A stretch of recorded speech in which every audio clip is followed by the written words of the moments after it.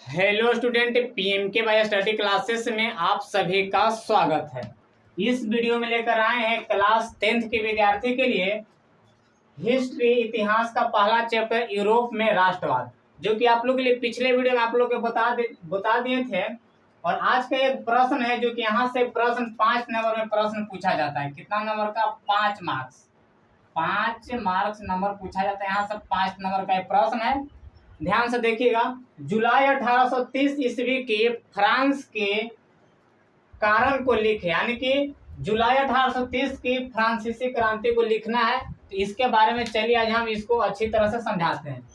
तो सबसे पहले आप लोग इस प्रश्न को अच्छा से याद कर लीजिएगा। आप लोग नोट कॉपी पर ऐड कर लीजिएगा, वीडियो को रोक कर ऐड कर लीजिएगा। तो चलिए या स्टार्ट करते हैं। तो उत्तर में आप लोग क्या लिखेगा? उत्तर है वियना सम्मेलन।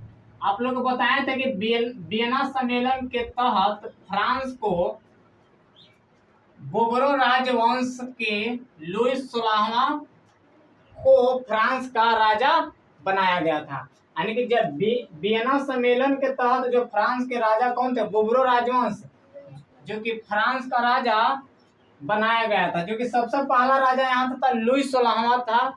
उसके बाद आए नेपोलियन बोनापार्ट, उसके बाद आए लुई 18वां। लुई 18वां जो कि इसका मृत्यु कब हुआ था? लुई 18वां की मृत्यु 1824 ईस्वी में इसका मृत्यु हुई थी। कब हुई थी? 1824 ईस्वी में।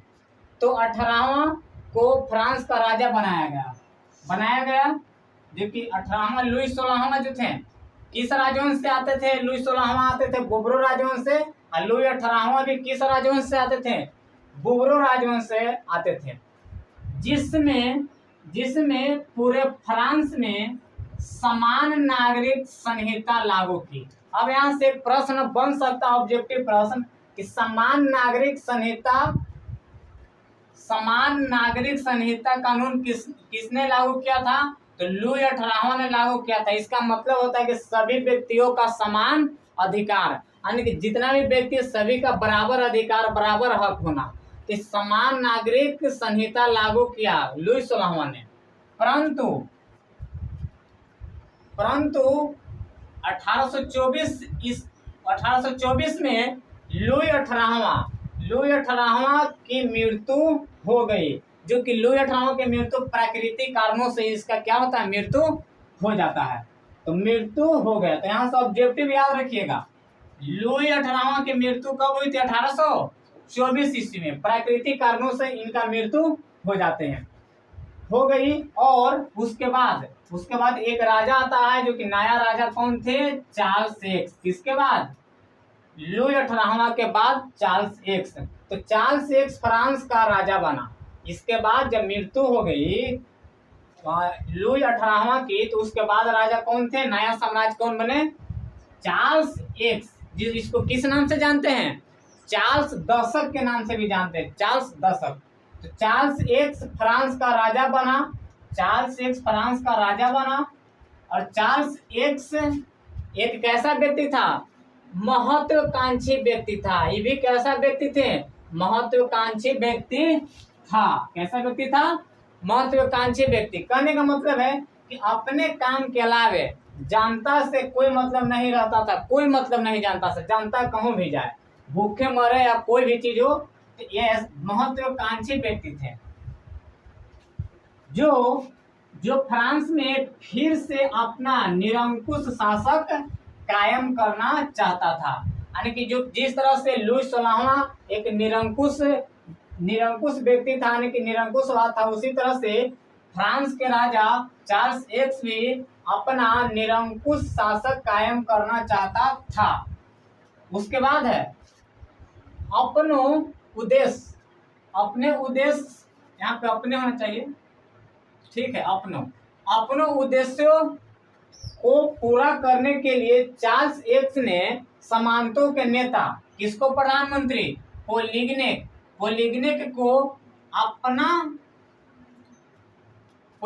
को अपना ने समान नागरिक संहिता को समाप्त कर दिया। यहाँ पे थोड़ा सा डाउट लगा, देखिएगा। यहाँ पे सामंतों के नेता कौन थे? पोलिगनेक। तो पोलिगनेक को पोलिंगनेक ने यहाँ पे लिखेगा, ये दोनों को डाउट कर दीजिए, यहाँ पे कट कर दीजिएगा। पोलिंगनेक को प्रधानमंत्री बनाया गया, यहाँ पे जोड़ दीजिएगा, पोलिंगनेक को प्रधानमंत्री बनाया गया। जो पोलिंगनेक ने समान नागरिक संहिता को क्या कर दिया, खत्म कर दिया। क्या कर दिया, खत्म कर दिया था।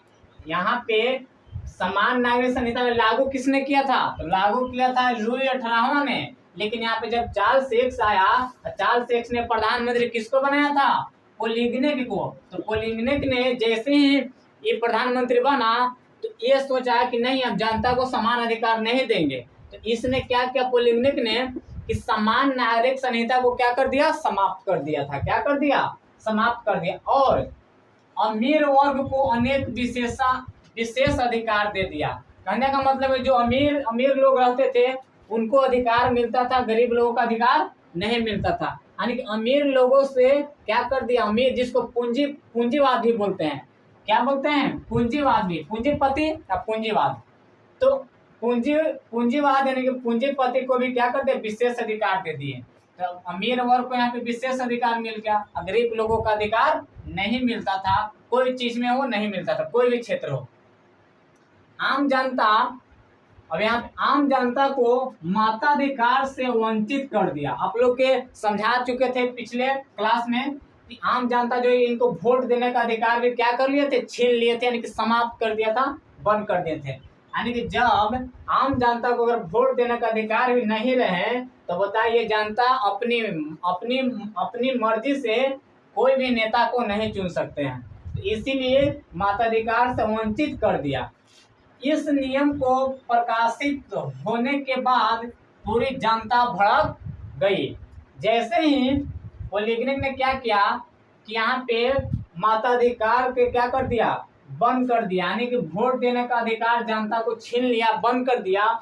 उसके बाद जनता ने क्या किया, भड़क उठा था, जनता ने भड़क गई और सड़क पर आ गई और आंदोलन शुरू किया, या गृह युद्ध, यानी अपने ही क्षेत्र में युद्ध होना, उसी को हम क्या बोलते हैं, गृह युद्ध। तो आंदोलन गृह युद्ध हो गया, यानी कि आंदोलन हो गया या गृह युद्ध हो गया, कोई दोनों में से आप लोग क्या करिएगा, एक लिखिएगा, गृह युद्ध हो गया। इससे ही विश्व इतिहास में फ्रांस की जुलाई 1830 की क्रांति कहते हैं। जो ये सब घटना हुआ इसी को हम क्या कहते हैं विश्व इतिहास में, जुलाई 1830 की क्रांति कहते हैं। यहाँ पे आ जाएगा ऑप्शन की जुलाई 1830 की क्रांति को लिखे तो आप लोग क्या कर दीजिएगा, इसको क्या करिएगा, लिख लीजिएगा। तो यहाँ से इस प्रश्न को आप लोग क्या करेंगे, याद रखिएगा कि जुलाई 1830 को क्रांति के कारण को लिखे या फ्रांस को, यानी कि जुलाई 1830 की क्रांति से आप क्या समझते हैं, तो सब आप लोग छोटा सा प्रश्न है दे दीजिएगा।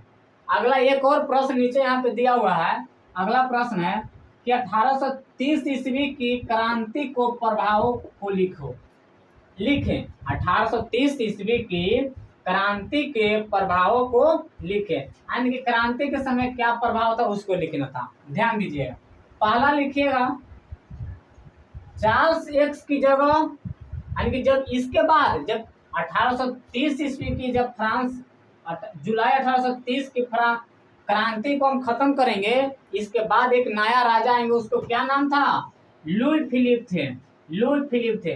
तो चार्ल्स एक्स की जगह लुई फिलिप को राजा बनाया गया।